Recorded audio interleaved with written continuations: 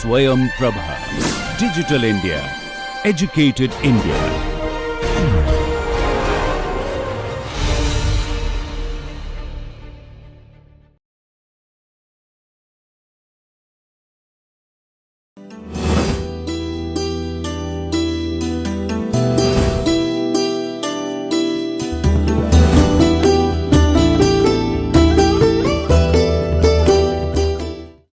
Hi there, welcome to the 11th week of our course Elements of Literature and Creative Communication.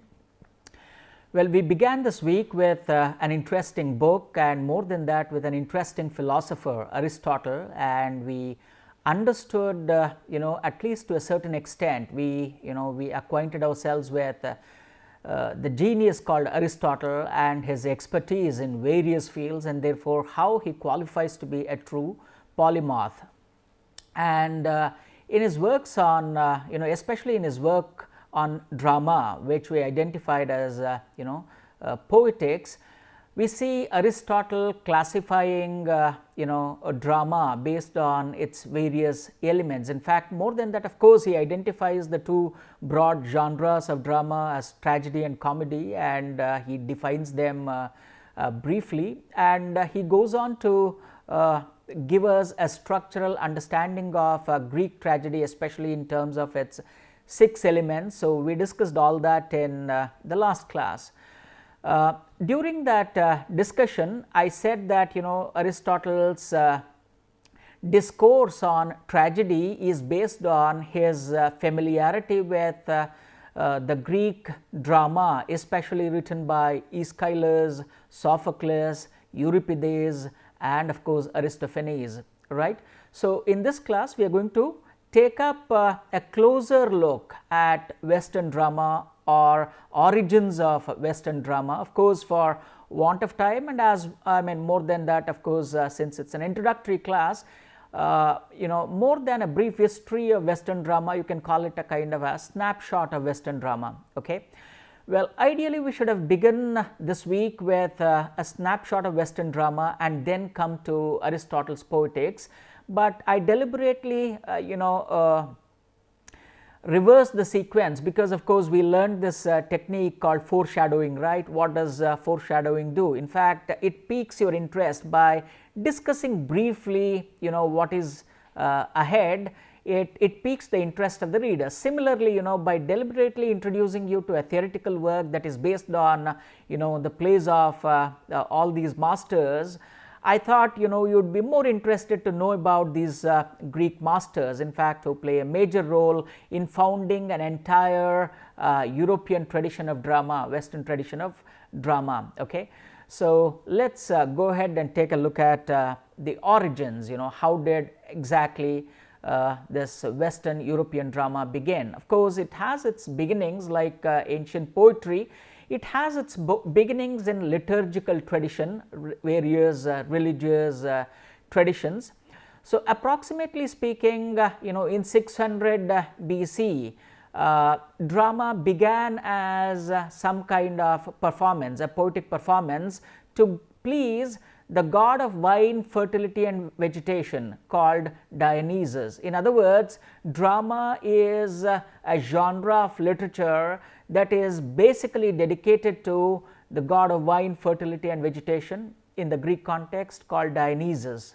He is the patron god of drama, you can call it. So, it began with choral performances. Chorus we have already identified as a group of singers who play various roles, who have an extraordinary role to during their performance. So, drama begins as a choral song dedicated to praise Dionysus, and these choral songs were called diatrims. In other words, you find the genesis of Western drama, Greek drama in diatrims. They were the primitive versions of drama. Well, later of course lot many additions went on happening to that, and what we call a full-fledged drama has its genesis in diatribe. That is what we can know. Okay. The earliest performances were tragedies. Of course, remember why were they called tragedies? We again touched upon that, right.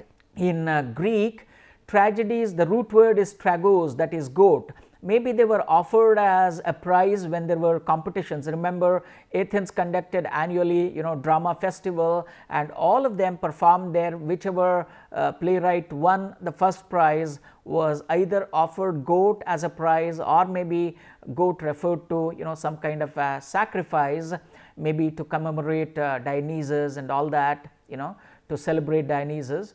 So tragedy has its roots there. Now let's go and see.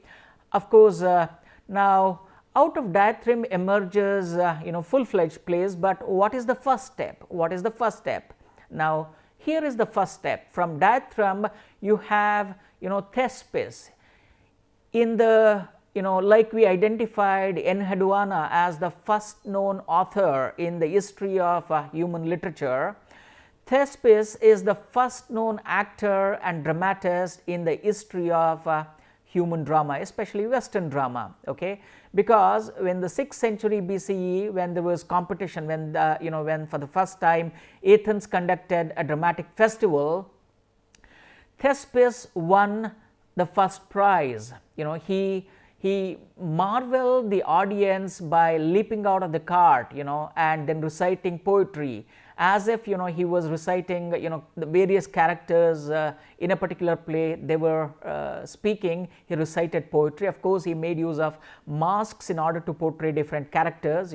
So we identified, right, first of course you have choral songs which were called diatribe, and then you have one actor joins the choral performances, and this was the first actor who joined and stretched the scope of drama to chorus plus one actor doing very many roles. Of course, he composed his own plays, especially tragedies, and began performing. So we have the first actor in Thespis. That's why today, in order to refer to a great actor, we call that person, a thespian, right? A thespian means an exemplary actor. It's a word related to drama and theater. You could call an extraordinary actor a thespian. Of course, we have the roots in Thespis. From Thespis, of course, the nature and scope of drama went on increasing. There is no looking back, because having seen Thespis add one character, then we have another genius called Aeschylus, who is actually the founder of Western drama, because now, stretching the scope of drama from one actor to two actors, he began composing his tragedies. Therefore, most of the dramatic techniques that you and I find today in that are prevalent even in contemporary drama, well, we owe a debt of gratitude to Aeschylus as such, because as I said, he brings in a lot of structural changes. Earlier, chorus had something like 50 singers almost reciting various things. Now, for the first time, he realizes that chorus could be reduced. Therefore, he reduces the number of singers in chorus from 50 to almost 12. And then the second is, apart from the first character which Thespis had introduced, Aeschylus introduces the second character. And of course, it's he who almost lays the foundation for the protagonist of the play to be of noble birth and having some extraordinary qualities and a bit of a complex plot. We discussed complex tragedies and simple tragedies in the previous class, right? So he was the one to add lot many twists to the plots and all that. Therefore, you can call Aeschylus the founder of the aesthetic drama, and his influence spread for more than 2000 years. Even to this day, we owe a debt of gratitude to Aeschylus as such.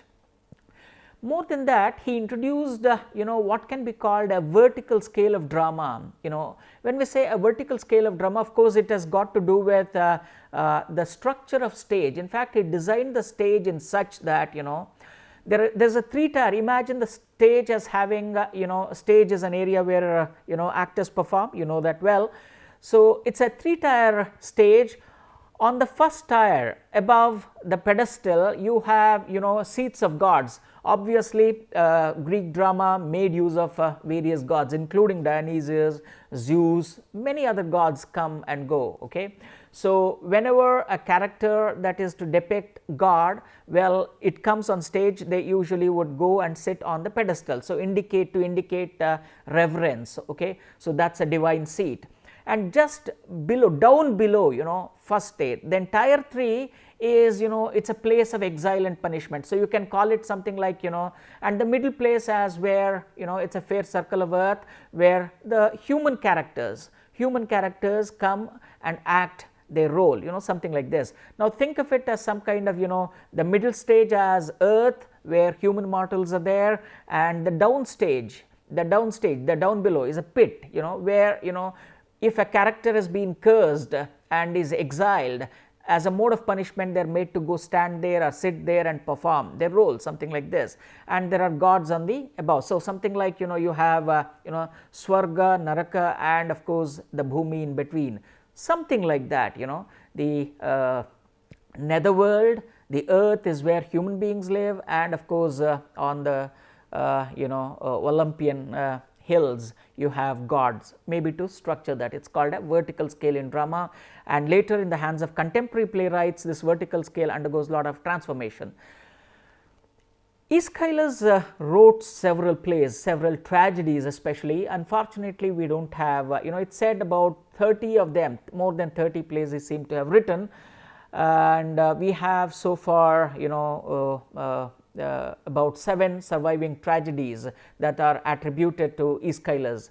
And the greatness of Aeschylus is also this, that he created what can be called, a dramatic cycle. So, a couple of plays joined together by a common thread, right, an extraordinary technique, so especially the Orestia trilogy, that consists of Agamemnon, the libation bearers, and of course the Eumenides.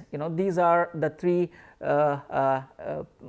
cycles of play, related to one particular theme, the Orestia trilogy. So, for the first time he introduces this, and that is also another major structural change. And you have the first play is the Persians by Aeschylus, composed in 472 BC and followed by the Suppliants, and you have Prometheus Bound written in 410 BC. These are some of the surviving tragedies, especially his work Agamemnon and of course the Eumenides. They are widely read plays by Aeschylus. From Aeschylus, let us go to another important figure. In fact, is Sophocles. Well, in terms of quality, in terms of adding beauty and elegance to drama, well, that credit goes to Sophocles. Sophocles by far, is considered the best of the dramatists, the best of the dramatists, especially in the Greek context. So, and of course, is also considered the better of the 3 tragedians by contemporary ones. In fact, earlier Aeschylus had occupied that role during the classical Greek period, but the contemporary scholarship considers Sophocles as the best of the 3, something like this.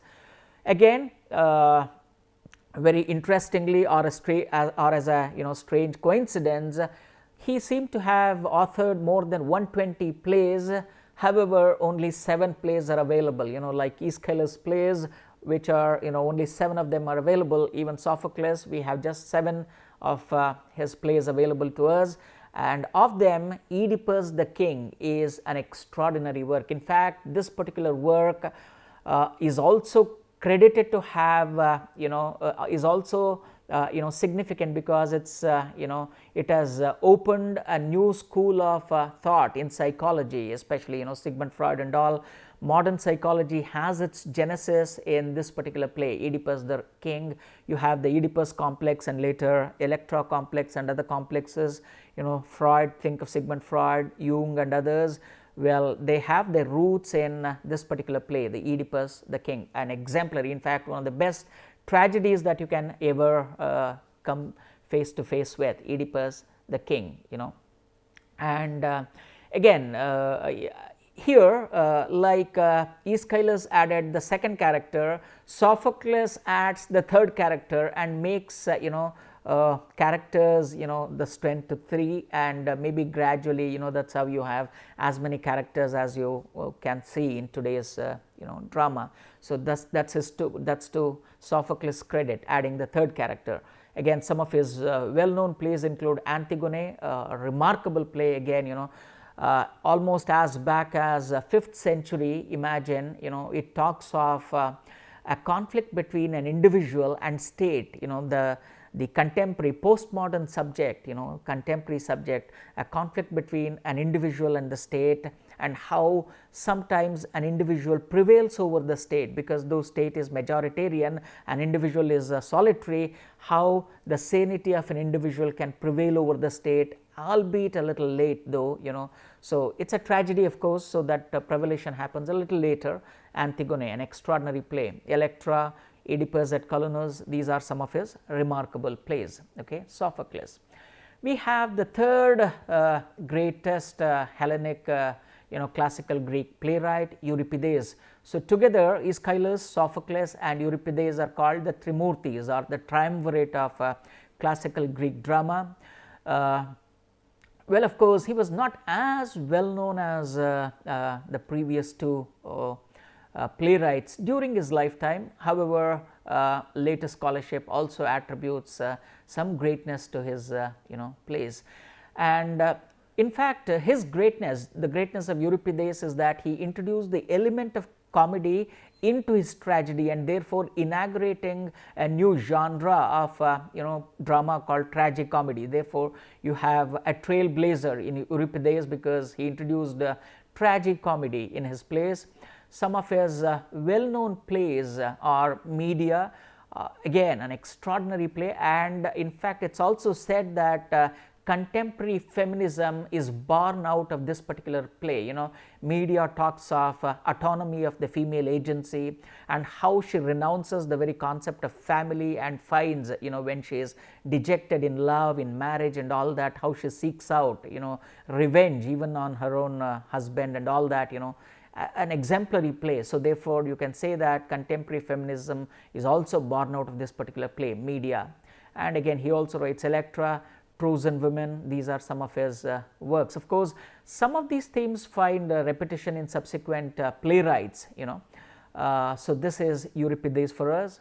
From here, we go to the first known, comedy playwright called Aristophanes. We have already discussed Aristophanes and how comedy was born, because during the classical times, the populace was divided between the greatness of Aeschylus and of course Euripides, and Aristophanes was slightly, he was he didn't see eye to eye with Euripides. Therefore, satirizing the pseudo significance of Euripides, he composes frogs. So that's one of his plays, the wasps, the birds, the frogs. These are some of his very well known and most loved plays.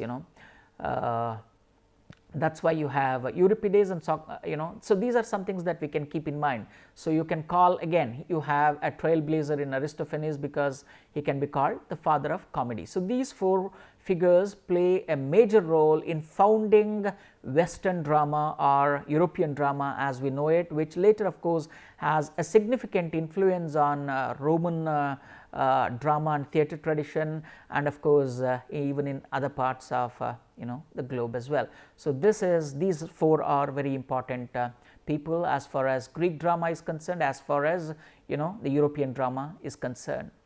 From here, let's go to Roman drama, but before that, this is actually an image of Greek amphitheater. Now look at it. Of course, you can see the stage there, and look how beautifully it's covered. This type of theater is called amphitheater. We have known that, and of course here the audience is surrounded on all three sides. Therefore, a kind of a thrust stage, but built in a grand scale. Look at the background there. This is where most of the tragedies that you and I have read or are going to read were performed. The beautiful image of that. You can understand the grandeur of the stage by looking at it, amphitheater. And our contemporary concept of theaters is born out of these kind of amphitheaters. Okay. Yeah, from Greek plays, let's go to ancient Roman drama. Well, of course, not as significantly as Greece, Rome also worshipped drama, but Rome's preoccupation was somewhere else. In fact, remember, the moment you think of Rome, you think of gladiators, boxers, moxie wars and all that. Therefore, the Roman populace preferred all these things over theatre. Therefore, you do not find any significant contribution, not as significant as the Greek drama. Nevertheless, because of its extraordinary architectural grandeur, something like massive amphitheatres such as Rome's Colosseum, which were basically built to demonstrate Rome's power and architectural grandeur, you find some remnants of classical drama even here. Especially you have Seneca, who was greatly influenced by these four great playwrights, Greek playwrights. Therefore, modeled after them, he also writes tragedies. So, you know them, Senecan tragedies and all that. So, these after Seneca, of course, Rome primarily prioritized something like a performance of mimes and pantomimes. The contemporary mimes and pantomimes have their genesis in Rome. So, this is something that we can keep in mind, especially Rome's contribution to the theatres, amphitheatres, Rome's Colosseum and all that. Seneca is an important classical Roman playwright, a very significant name. Okay. From here, this is the remains of a legendary Colosseum in Rome. That is something that we can keep in mind, right. Yeah. From here, let us go to medieval English drama and the morality plays.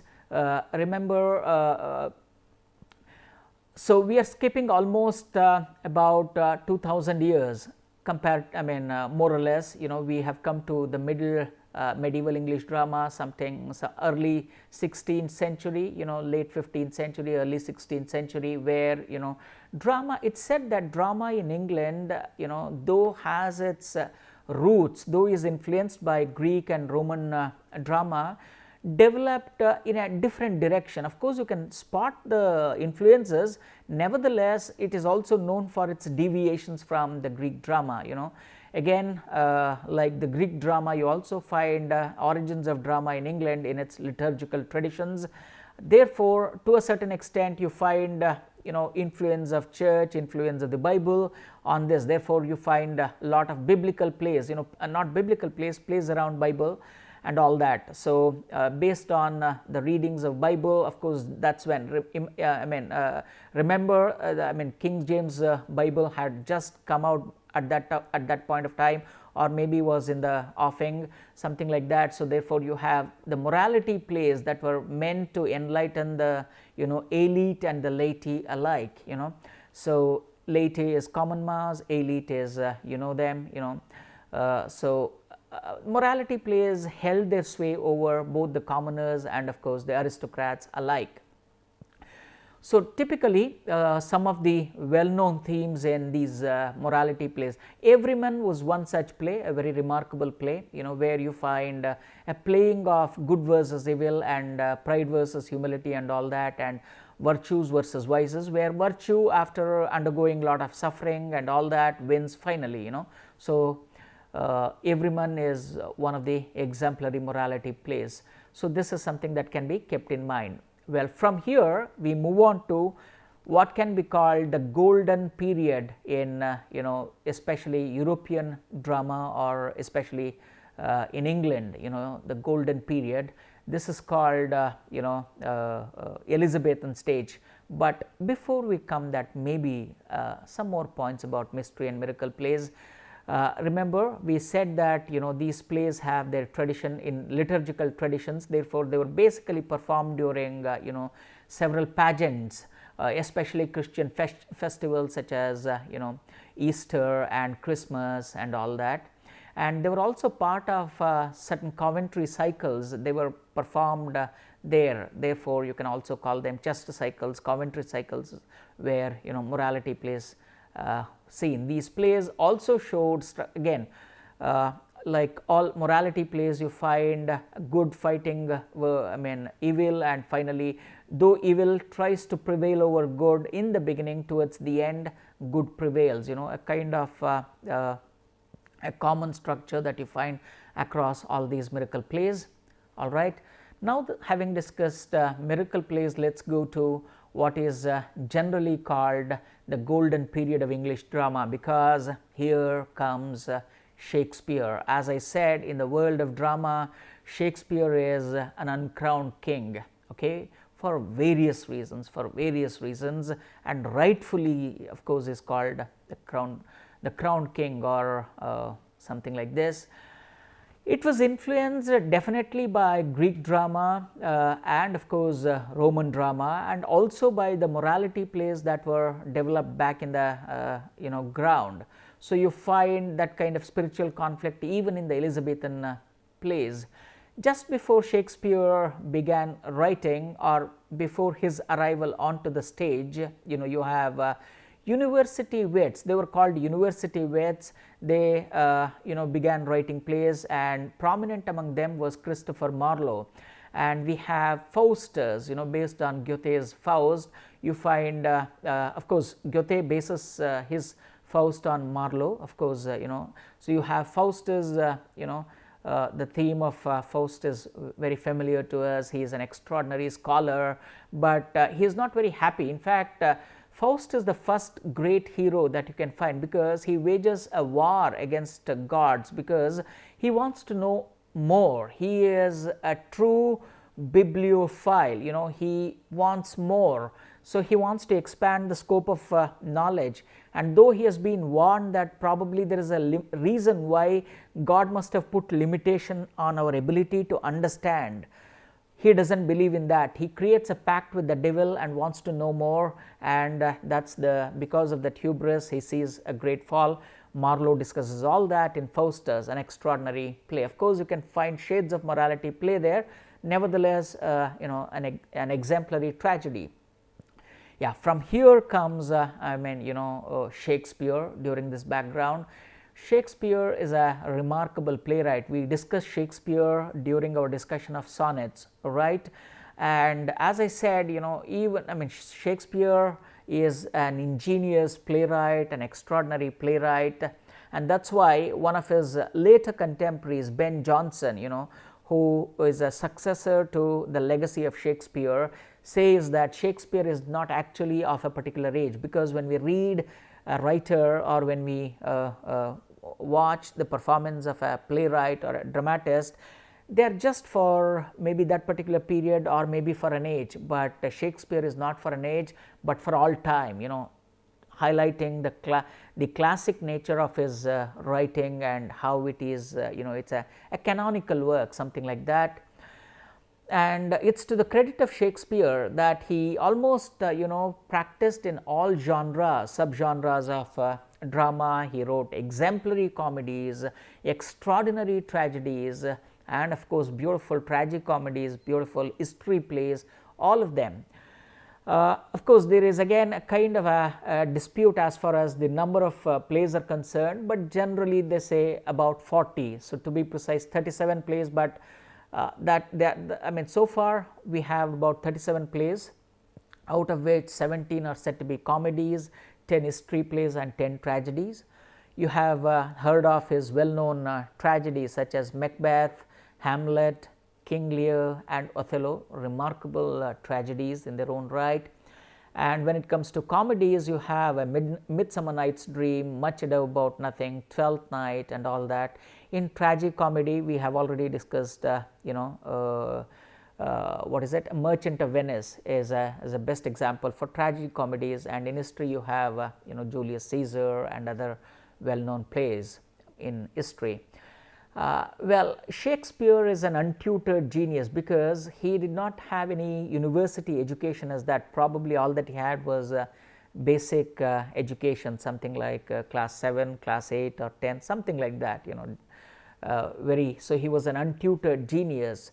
All that he could read and borrow was, unlike Christopher Marlowe and others who had access to Greek and Latin, he did not have direct access to the plays of all those dramatists. All that he had access was through the histories written by Ptolemy, and of course Holinshed's chronicles, and he borrowed his plots from there, and and constructed beautiful plots around them and created extraordinary plays that the world marvels even to this day. So these are some things that can be kept in mind, and his contribution to English literature too is very, very immense. Remember, he single-handedly seemed to have contributed more than 2000 words and inflections to English language. That's a very brief snapshot into the genius called Shakespeare. But afterwards, well, there was a period of lull after Shakespeare's time. Though Ben Jonson began writing again, there was a ban on drama, and by the time it was lifted in 17th century, it was almost, drama had almost moved away from its days of glory. Therefore, you have some kind of parodies such as comedy of humor, comedy of manners, especially in the writings of Ben Jonson. Especially think of Volpone, you have John Marston and George Chapman. And when it comes to comedy of manners, you have two well-known writers, William Congreve and Sheridan. So comedy of manners, School of Scandal and all that, you must have heard of it. And then when it comes to 18th century, not much of production. You have very minor playwrights in Joseph Addison, Oliver Goldsmith and others. And of course, when it comes to slightly later, maybe when you slightly go out of England and look at Europe, you find Goethe, of course, a major figure in Dr. Faust and all that. So this is in general Western play and European drama, Western drama, and of course drama in England. Probably in the next class what we can think of is some wonderful modern drama, an overview of modern drama. Therefore, you can call this class a beautiful wrap. I hope you enjoyed this snapshot or peek view into Western drama, especially classical Greek drama and its influence on Roman drama, and of course proper Elizabethan drama. All right, let's discuss modern drama in the next class. Okay, thank you.